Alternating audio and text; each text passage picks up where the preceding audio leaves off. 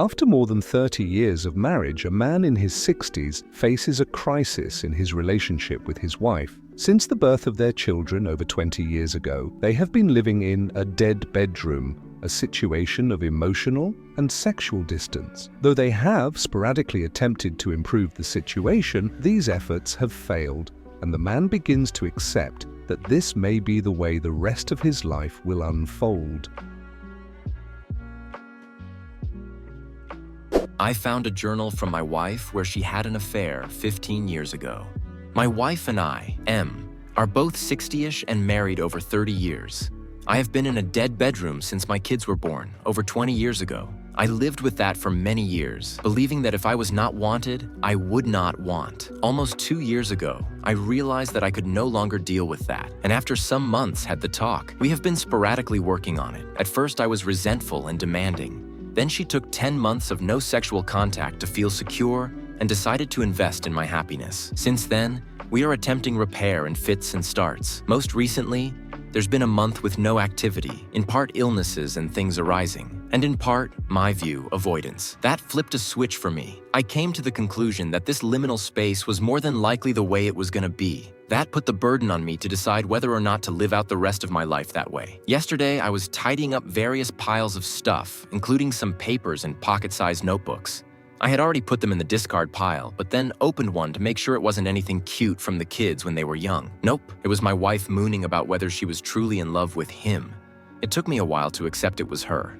I wanted to refute the handwriting I recognized. It was also hard to tell who the guy was. Unbelievable to me. It's an older, 15 to 20 years older, family friend from abroad who was in town once or twice a year. Like many stories here, it was about her getting lots of attention from him, at a time when I wasn't, I guess. I remember working on that back then. Here's the wrinkle. She never did anything, said anything to him, and he never went out of bounds. Just this obsession on her part. Waking up thinking of him, going to sleep thinking of him, including physically. The notebooks covered about 6 weeks and ended inconclusively. That is, she knew she had to refocus on her marriage, but still had feelings and thoughts. She talks about not wanting to hurt me and preserve our marriage. It gets worse. She had a similar unacted upon dalliance with a good male friend and collaborator. It went further in that they talked about it, and he wanted to take it forwards, and she declined. She has continued to be good friends with him since, though he married, divorced, and is now in another relationship overseas. She said she wanted him twice at various points. She also said she flirted shamelessly, had infatuations, but this type of head over heels was not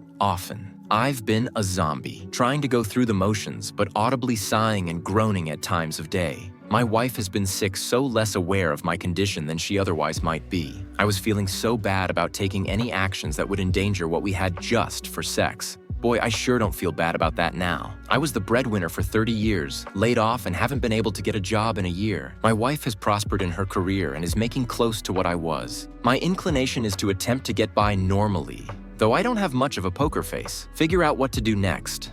Interview some lawyers. I don't know which way is up.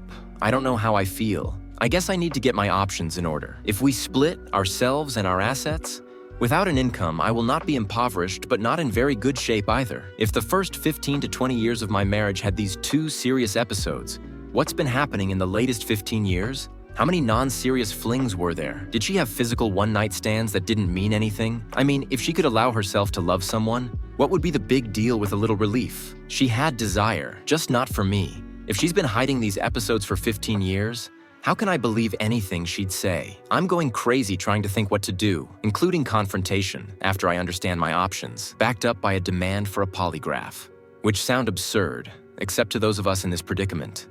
What I'd like is for any longtime marrieds who have dealt with such a situation to tell me what steps you took and what worked or didn't.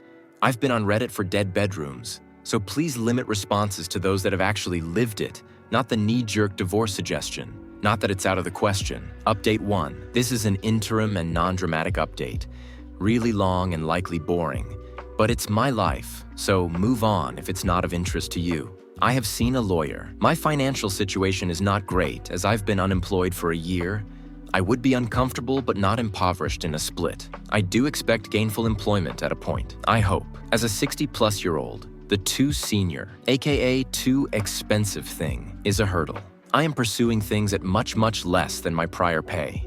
I have been sharing my travails with a family member and finally spoke to my therapist, who I had engaged in recent months over the DB. No particular revelations here, but she did encourage me to have the conversation less confrontationally and more open, i.e., help me understand. On a tangent, given my wife asked me to clean up the contents of the box with the notebooks in question, that somehow she wanted me to find this? Maybe she wanted but could not initiate a split? Therapist also suggested that at least now I have a trigger for decisive action, one way or another. I told my shrink of my intent to ask an open-ended question at first to gauge honesty. E.g., I have come to learn of some things. Now is the time to tell me anything you've hidden that are deeply hurtful to me or our marriage. I might get more info. I might get no honesty, which tells me what I need to know. I think it's worth a shot. I went and looked for other diaries and found more infatuations 2007 to 2011, at least 3, but none called love like the first 2 men. The short-term family friend I might, maybe, have been able to dismiss as a passing obsession. The long-term friend, let's call him Brian since that is his fucking name, is mentioned as the one she's always been in love with, and vice versa, with mutual desire. Now that I know my options, I will have the conversation Sunday morning, if I can keep it together that long. I have been visibly sad, but my wife's illness lately have allowed me to distance myself, though surely she is noticing that I am not touching her, though I do not recoil when she hugs me. I've realized that the prior status quo I was resigning myself to is out the window. That is, that while my wife has no desire of her own, out of love for me, she will accommodate me now and again. I would ask, and she would, every once in a while take care of me because she loves me. As distasteful as it must be, me not being whomever the fuck else is in the mental rotation. To know that I have been sidelined in her heart and mind, even if she was chaste, which I'm not at all sure of, is not a state I can be in ongoing. I deserve more. The long-term love she has had with Brian and mutual desire is unacceptable to me. To have deceived me and had him on a string as another potential. I will not be a supplicant for my wife to be physically intimate with. I will not love her more than she loves me. I spend so much mental bandwidth on her mood, how I can accommodate her, what small things I can do to make her existence a bit easier. All the while, she dreams of other men. I will not be the safe option to sail off into the gray sunset with. I must be someone's one and only, mentally, physically, everything. I guess I can no longer have that at this age. But what we have now is not enough. I must have more, and she can only give what she has, which is financial and emotional support and being a steady partner with love, but not in love, as they say. That is reserved for others, I suppose. I will go to counseling. I would consider separation. Do I file for divorce? On the pro side, what is going to change here? I'm not going to suck it up, and my wife is who she is. If counseling is in the cards, could the divorce process run simultaneously? Asset division negotiations would be an interesting test of commitment. On the con side, shouldn't I do anything I possibly could to rescue this? Chances seem low, and I am enraged at times, mostly sad. My face feels like it is going to fall off. On the other hand, congrats to my wife for putting me over the edge with the last 7 pounds to hit my weight loss target. All of it since I found out 9 days ago. Update 2. Boring update, I am afraid. Move on if you like drama. I am writing this primarily to get it out of my head. I confronted my wife by relaying an incident when we first got serious, where she went on a business trip and came back with doubts incited by some guy who was trying to get with her. She told me about it, but within a week or two committed to me. That was good, because she was transparent. I reminded her of that and asked if anything had happened that would seriously injure me or our marriage. She said no, of course not. So that was a lie, or at a minimum not true. She had this to say. A, insisted nothing ever happened physically, which is backed up by what she wrote in the diaries and what I know about her. Of course, I didn't know as much as I thought either, so I am left with an 80%, feeling this part is true. Will I ever know if she slipped up? Number? She would take that shame to the grave. Am I naive after all this, for gauging the chances at 80%? Perhaps, so I get to live with that. Although I feel, at the very moment, pretty good that I believe her and will not obsess on this particular point. B, that it meant nothing, clearly untrue. I called her out on this in some of the conversations we've had. Even though she uses the word love with respect to one mental fling and the long-time relationship,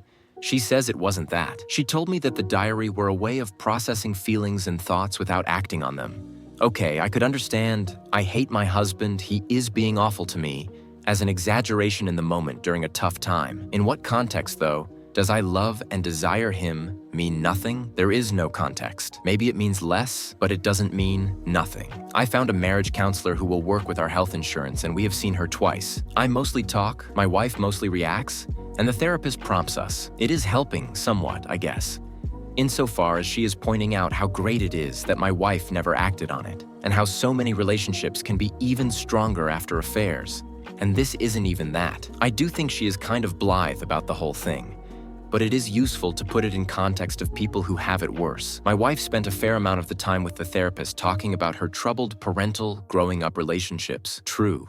And the stretches of self-doubt and lack of validation when she was not working and responsible for the kids while I was off working hard and not being as engaged as I could be. She talked about figuring out how to relate to men in a non-sexual way, something she feels she got to a good place with 10 years ago. I accept all that as true, but that explains maybe why you were susceptible to these thoughts, but not what they were. How deep was that?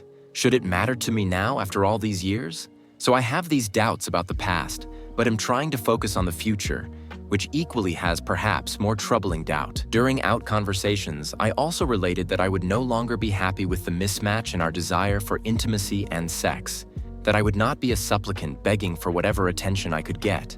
These last 3 weeks, my wife has been all over me with attention, even to the point of initiating sex once, which she just doesn't do. This last week has been stressful at work for her, and I see our normal pattern re-emerging, where I tend to her emotional state and act as a support, and less, not nothing but less, of attention in my direction. So I guess the future is a big TBD.